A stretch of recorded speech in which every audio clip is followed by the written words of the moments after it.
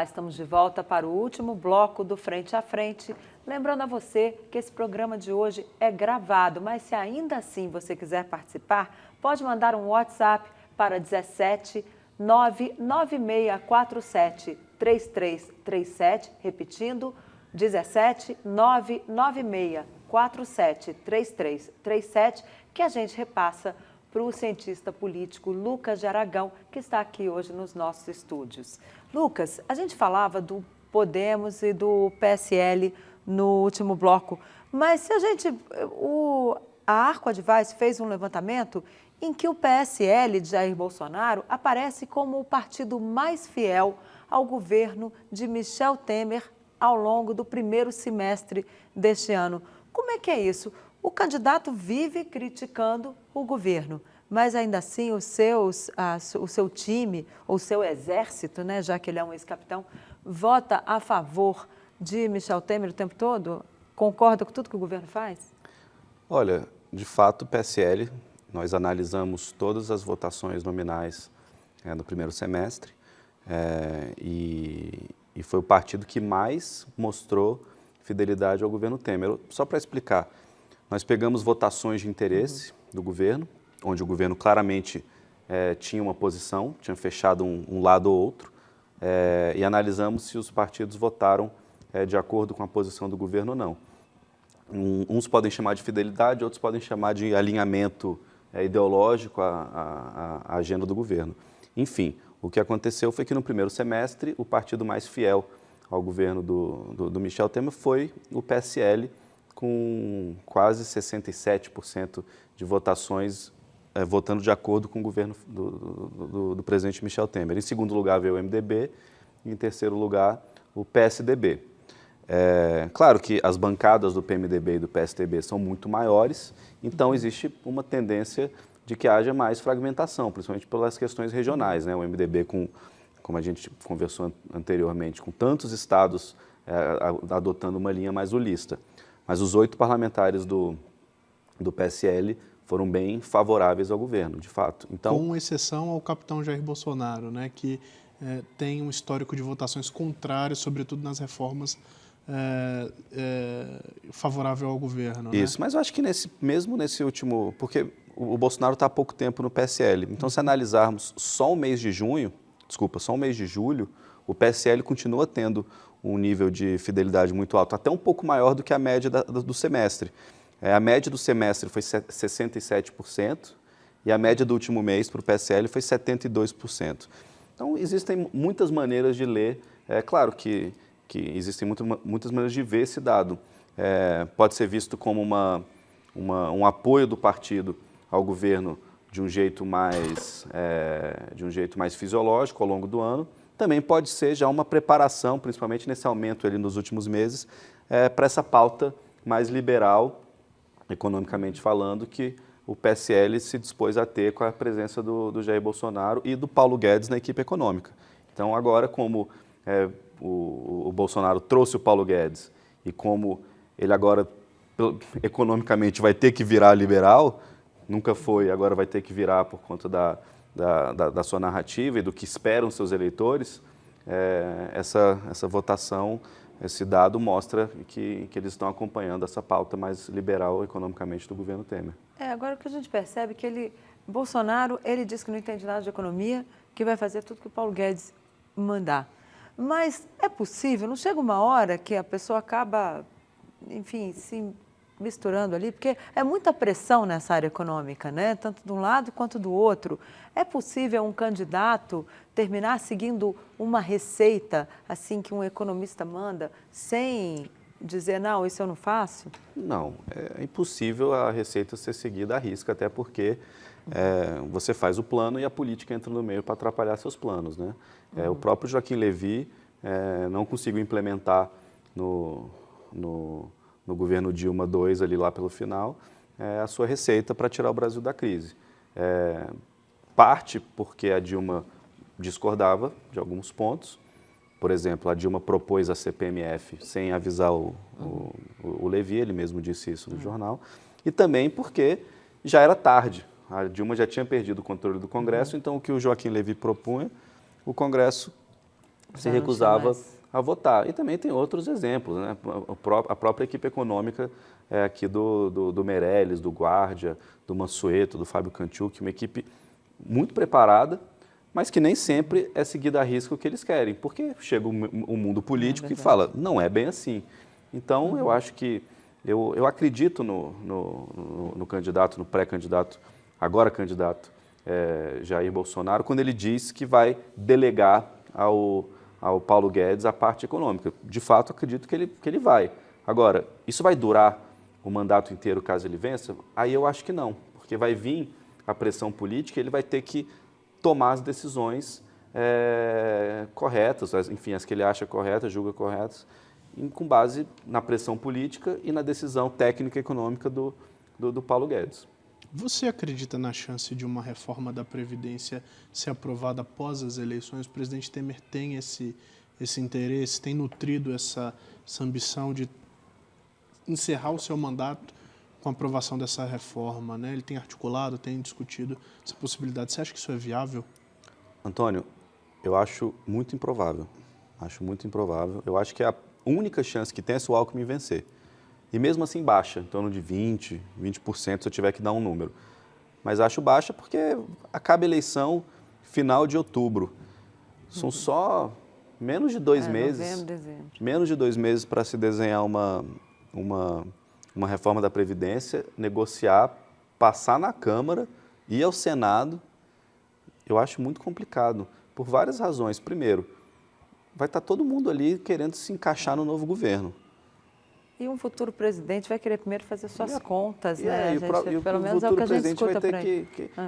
O Alckmin poderia gostar da ideia porque ele tem uma equipe econômica que pensa parecido com a equipe econômica atual e poderia colocar a reforma da Previdência, que tem ainda um apelo popular baixo, na conta desse governo, Temer. Por Temer é bom porque o governo já vai ter acabado, ele ganha o legado histórico de ter aprovado uma reforma da Previdência necessária.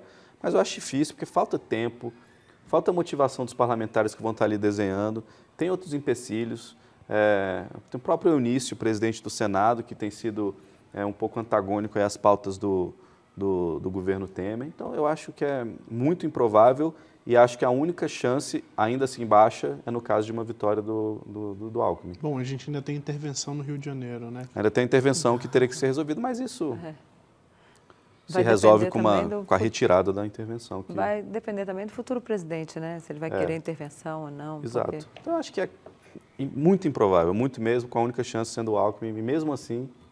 Agora, uma coisa que a gente não consegue entender, pelo menos muita gente não entende, às vezes pede para a gente explicar e ninguém consegue entender direito. Como é que há um consenso, enfim, de que o PT, o governo da presidente Dilma, foi o principal responsável pelo déficit fiscal que o país tem hoje, ou seja, não deu, era muita obra, era muita coisa, não tinha dinheiro para fazer tudo. Tanto é que isso levou ela a usar o dinheiro da Caixa para pagar as despesas do governo sem cobertura, sem pagar aquele dinheiro ali no final do ano, e aquilo acabou servindo de base para um processo de impeachment. Agora, por que um governo que sai de um partido que sai com essa pecha de não ter, enfim, quebrado as contas públicas, quebrado a Petrobras, ainda tem hoje 30% do eleitorado? Qual é a explicação que o senhor tem para isso, em relação especialmente ao ex-presidente Lula, que a gente sabe foi um governo bem avaliado? Denise, é isso. Foi um governo bem avaliado e foi o governo que... O do ex-presidente Lula, no caso. Lula. A população, então, já separou as estações Lula e Dilma? Separou as estações. Claro que não separou de um jeito milimétrico ali. Tanto é que o Lula hoje não é o Lula de 2010. O Lula hoje... ele tem recall, mas quando você, por exemplo, uma pesquisa que eu achei muito interessante, entre os que votam no Lula, entre os eleitores do Lula, a maioria, um pouco mais que a maioria, 50 e pouco, acham que ele se envolveu em atos de corrupção. Quando você tira o não eleitor do Lula, a grande maioria acha que ele se envolveu em atos de corrupção. Então, eu acho que o brasileiro, primeiro, ele é conivente com a corrupção quando se trata de política, quando o candidato traz algum benefício para ele. O rouba mais faz, ainda rouba mais tem faz, existe. espaço. Porque todos partem do princípio que todos roubam, então vamos pelo menos escolher um que que tenha bons resultados para a minha vida. Eu acho que o primeiro ponto é esse. E o Lula teve ao longo do seu mandato vitórias econômicas e sensações econômicas. Mais do que vitórias econômicas, a sensação econômica do governo Lula era muito boa. Porque se você fala em vitória econômica, o outro pode vir e dizer assim, não, mas destruíram bases que depois criaram problemas fiscais. Pode ser, pode não ser, não vou entrar no mérito disso. Mas a sensação econômica, a temperatura econômica, que pode ser medida principalmente em desemprego, consumo, renda, inflação, eram bons, os números eram bons. Uhum. Se estruturalmente isso ficou difícil de segurar depois, é outra discussão, mas a temperatura do governo Lula era positiva para boa parte da população. Como depois piorou com a Dilma e como depois ainda não melhorou de maneira palpável, significativa pelo governo Temer, a última sensação que eles têm de boa temperatura econômica é com o governo Lula. Então, é por isso que ele ganha ainda um espaço dentro do eleitorado. E os outros partidos que competem pela atenção do Lula já se passaram muito tempo para que eles percebam o que aquele partido fez de bom para o país. Então, por exemplo, o governo do PSDB faz o Plano Real, mas se envolve em crises econômicas, enfim, pesadas, que culminam com a vitória do Lula em 2002. Então a população não tem ainda, novas gerações chegaram, não tem ainda a memória de um super governo do ponto de vista econômico do Fernando Henrique. Então é mais uma questão de temperatura econômica vivida na época do governo Lula, que hoje dá saudade em uma parcela da população. Agora, qual vai ser o principal tema de debate durante as eleições? O Alckmin está querendo pautar muito o crescimento econômico, né? Quem será o presidente capaz de resgatar o crescimento econômico. Só que a gente tem problemas estruturais no país de segurança, saúde, educação, as próprias contas públicas, né? Que aí é um problema fiscal e não um problema de crescimento. Não vai ser o crescimento que vai recuperar as contas públicas, né? E sim reformas estruturantes. Como é que você está avaliando todo esse contexto? O que deve ser dominante? O que vai ser debatido pelos presidenciáveis aí nesses 45 dias? Eu acho que muita coisa vai ser debatida, mas eu acho que cada candidato vai tentar puxar o assunto que ele melhor domina para transformar aquilo no assunto do momento. O Bolsonaro vai falar de corrupção e de segurança. O Alckmin vai se ater a crescimento econômico e bater também nas questões de corrupção do PT, talvez com menos ímpeto e empenho que o Bolsonaro, até pelos próprios problemas que o partido do Alckmin enfrenta. Eu acho que ele também vai falar de segurança pública, até porque o Estado de São Paulo tem bons números na questão de segurança pública.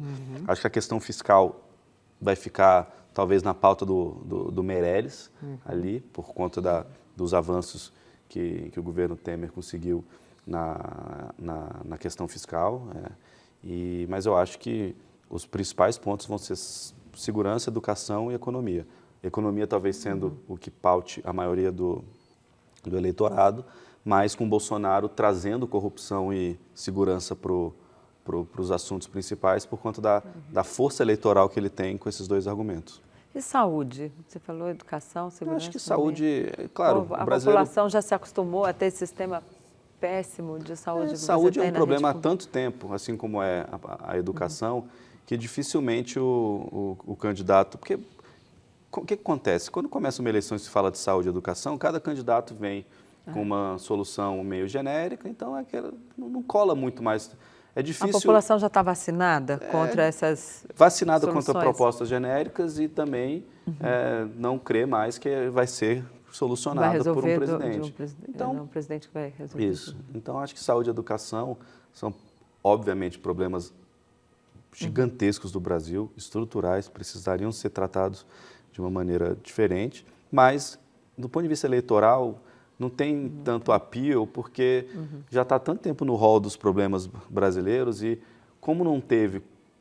A economia tem altos e baixos, né? Você olha para a economia, você vê momentos de crescimento, quedas, momentos de emprego pleno, quedas de emprego, inflação no céu, inflação no outro mês abaixando. É muito volátil a economia e tem um efeito real no povo brasileiro na hora. Saúde e educação não tem isso. Saúde e educação tá meio igual há muito tempo, ruim. Não existe uma sensação do tipo, no governo de tal, a educação era maravilhosa e agora está ruim. Então vamos debater educação. Então, como por ser menos volátil e estar sempre num plano de negativo, é difícil transformar isso em argumento positivo. Então, vai ficar em corrupção, porque cada um tem a sua história. A Lava Jato vem com umas coisas aí, você acha? Eu acho que ela vai continuar. Eu acho que pode ter, mas que não afete tanto a eleição presidencial. E corrupção, economia, porque cada um tem soluções e ao longo da história a gente percebe crescimentos econômicos, quedas econômicas, que cada um pode dizer que é por conta disso ou daquilo. E a segurança pública, porque a pauta do Bolsonaro é nisso, e também porque o Alckmin tem bons números em segurança em São Paulo e pode usar isso como argumento. Bom, e em relação à questão do tempo de TV, ele funciona na hora de um candidato conseguir ganhar uma eleição? Que a gente percebe que lá atrás, Ulisses Guimarães tinha um tempo enorme, não foi para lugar nenhum.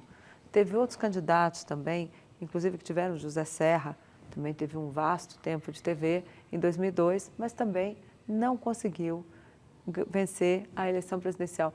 Como é que você vê essa coisa agora, que é algo que me parece vai ter mais de 80 inserções? Quantas são as inserções diárias? Eu queria aproveitar e adicionar, nesse contexto, redes sociais, né? Como é que as redes sociais vão interferir nas eleições, né? A gente tem o tempo de TV, que está sendo muito disputado pelos candidatos, como bem disse a Denise, mas e redes sociais? Você acha que elas vão interferir em algum sentido nas eleições? Como é que você avalia esses dois pontos? Olha, tempo de televisão, eu acho que tem uma importância gigantesca, não se pode negar. Tempo de televisão. Claro que há casos onde não foi para frente, né? O próprio Ulisses, até porque ele foi deixado de lado. Rifado pelo próprio partido. Que, aliás, é o que pode acontecer com o Meirelles, né? Exato. Também, o Meirelles tem um tempo de televisão razoável. O Meirelles tem 2 minutos e pouco, se ele for de fato candidato. Então, eu acho que tempo de televisão tem sim um efeito, porque o passado diz que tem. Só você olhar. A gente fez um levantamento na Arco, onde nós avaliamos o tempo de televisão, o horário eleitoral gratuito antes e 15 dias depois, se tinha tido algum efeito. Então, nós pegamos as pesquisas antes do horário eleitoral gratuito, esperamos 15 dias e vimos a pesquisa novamente. Muda completamente. Não muda ao ponto de um cara com 0 virar o presidente, o favorito, mas muda. A Dilma ganha de 8 a 10 pontos, se eu não me engano, em 2010. O Serra passa o Ciro em outra eleição, acho que 2002. O Serra passa o Ciro. Antes do horário eleitoral, o Ciro estava em segundo e o Serra passa o Ciro Gomes. Então, é inegável que o tempo de televisão muda. Se vai mudar a ponto do Bolsonaro perder a liderança, do Alckmin crescer do que deveria para chegar ao segundo turno, isso que vai dizer são o tempo de televisão aliado a uma boa campanha. Então, existe sim uma mudança no tempo de televisão nas pesquisas. Isso é inegável. E agora entra também a questão da rede social. A rede social, eu nunca vou esquecer o que um professor meu que trabalhou na rede social do Obama em 2008 me disse. Ele falou o seguinte: a rede social ela é impossível de prever, porque ninguém sabe o impacto que ela tem até ela ter. Ninguém sabe, porque ela não é uma ferramenta como a televisão, que já está absolutamente segmentada e se sabe o efeito dela. A rede social ela está lá e ela depende muito mais de uma boa comunicação via rede social do que a televisão. Então, a televisão, o povo brasileiro está acostumado a assistir, a pegar informação e a se informar por ela. A rede social existe muito mais um caráter de entretenimento, de conversar com familiares, de amigos. Ou seja, é um piscinão, né? É um piscinão. Como é que vai aparecer no piscinão? E aí depende da qualidade. O Bolsonaro usa a rede social muito bem. Agora, o ideal era que o Bolsonaro tivesse uma boa rede social e um bom tempo de televisão. Ele está com tempo de televisão nulo e rede social muito forte. Então, isso é um desafio para ele. O Bolsonaro, caso ele chegue ao segundo turno e vença as eleições, ele vira um case mundial da força das redes sociais. Mas se ele também não faz isso, aí prova a tese de que a televisão é importante. Então eu acho o seguinte, a rede social tem sua importância, é imensa a importância da rede social, mas eu ainda não tiro o protagonismo da televisão na capacidade de alterar um quadro eleitoral. Ok, então vamos aguardar. Em agosto começa a campanha. E hoje nós ficamos por aqui. Eu queria agradecer muito a sua participação, Lucas, Obrigado, por ter Denise. aceitado o nosso convite. Foi um prazer. E já Obrigado, fica Antônio. para Obrigado, você Denise. voltar depois ali quando estiver no finalzinho do primeiro turno para a gente fazer uma nova avaliação Convite já tá das aceito. eleições. Obrigado. Tá certo. Timóteo, muito obrigada pela sua presença aqui e já fica o convite também para você participar outras vezes nas férias do José Maria Trindade. Obrigado, Denise. Sempre que você precisar de mim, pode contar. Que bom. Bom, e para você que nos assistiu, uma boa noite, até a semana que vem e fique agora com o Jornal da Vida.